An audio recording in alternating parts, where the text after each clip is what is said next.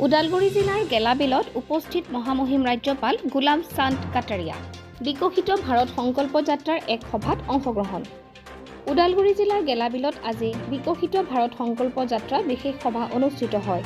এই অনুষ্ঠানতে সন্মানীয় অতিথিৰূপে উপস্থিত থাকে অসমৰ মহামহিম ৰাজ্যপাল গোলাম চান্দ কাটাৰিয়া। দুদিনীয়া ভ্ৰমণসূচী লৈ ওদালগুৰিলৈ অহা ৰাজ্যপালগৰাকীয়ে আঁচনিয়ে ঢুকি নোপোৱা লোকসকলক সামৰি ল'বলৈ সংঘবদ্ধ প্ৰচেষ্টাৰ আহ্বান জনায়। ৰাজ্যপালগৰাকীয়ে আজি গেলাবিল মধ্য ইংৰাজী বিদ্যালয় খেলপথাৰত আয়োজিত বিকশিত ভাৰত সংকল্প যাত্ৰাৰ জনসভাত উপস্থিত থাকি চৰকাৰী আঁচনিৰ সুবিধা লাভ কৰিবলৈ সক্ষম নোহোৱা যোগ্য হিতাধিকাৰী বাছি আঁচনি প্ৰদান কৰিবলৈ সকলোকে সমন্বিতে প্ৰচেষ্টা ল'বলৈ আহ্বান জনায়।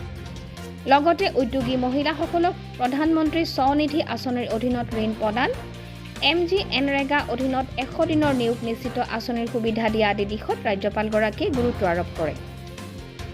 বৰ্ণাঢ্য সাংস্কৃতিক কাৰ্যসূচীৰে আৰম্ভ হোৱা সভাখনিত ৰাজ্যপালগৰাকীৰ উষ্ম আদৰণিৰে সম্বৰ্ধনা জনাই জিলা আয়ুক্ত চান্দেক সিঙে। লগতে এখনি শৰাই আৰু আৰনাইৰে সম্বৰ্ধনা জনাই গেলাবিল VCDCৰ অধ্যক্ষ সোৱান দৈবাৰীয়ে। সভাৰ আৰম্ভণিতে জিলা আয়ুক্তই আদৰণি ভাষণ প্ৰদান কৰে। সভাত উপস্থিত থকা মঙলদৈ লোকসভা সমষ্টিৰ সাংসদ দিলীপ শইকীয়াই নিজৰ ভাষণ প্ৰদান কৰে। এই সভাতে BTCৰ কাৰ্যবাহী সদস্য নীলজ স্বৰ্গীয়াৰী, জিলা আৰক্ষী অধীক্ষক পুষ্কিন জৈন, মাজবাট ৰাজহ বিষয়া উৎপল কুমাৰ ডেকা, মাজবাট খণ্ড উন্নয়ন বিষয়া চম্পক শৰ্মা, MCLA দীপক মৌৰ, প্ৰাক্তন MCLAৰ জিতু কিষাণ আদি কৰি উচ্চ আৰক্ষীৰ বিষয়ববীয়াসকল উপস্থিত থাকে। को इस लाभ के लिए जोड़ो, एक दूसरे को इस लाभ के लिए फार्म भर करके तैयार करो, जिसके कारण से उसको भी ये सारा का सारा लाभ मिले।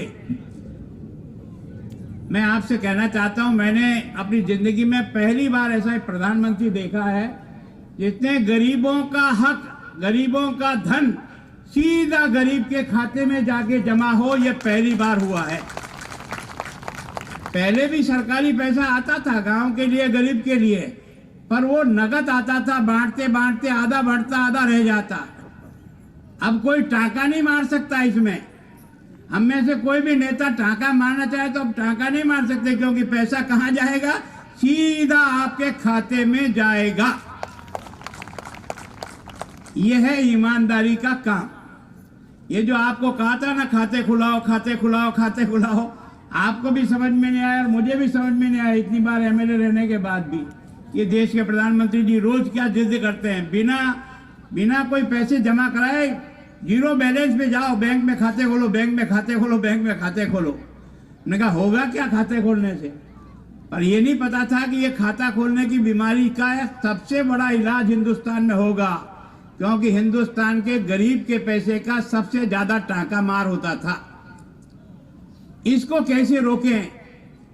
स्वर्गीय प्रधानमंत्री राजीव गांधी जब देश के प्रधानमंत्री थे तो उन्होंने अपने सार्वजनिक भाषण में कहा कि मैं 100 रुपया दिल्ली से रवाना करता हूं, गरीब तक जाते जाते 15 रुपया रह जाता है, बाकी 85 रुपये का रास्ते में टाका मार जाते हैं।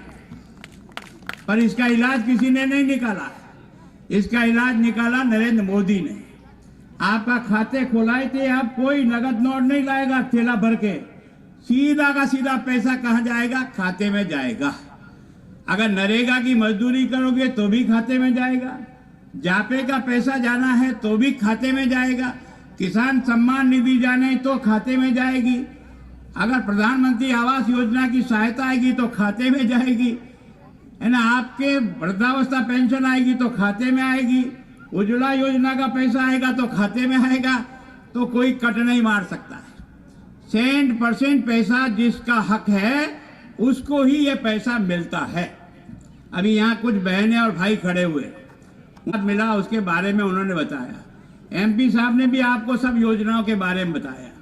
मैं सोचता हूँ ये देश का पहला प्रधानमंत्री है जिसने सबसे पहले और सबसे जरूरी चीज जो मैंने 40 साल की राजनीति में अनुभव किया कि हमारी माता बहनें सड़क के किनारे किनारे सवेरे और शाम की प्रातः विधि करने के लिए जाती थी और हमेशा इस बात का इंतजार करती थी कब अंधेरा हो, कब थोड़ा सा प्रकाश कब हो, तब वो आती थी।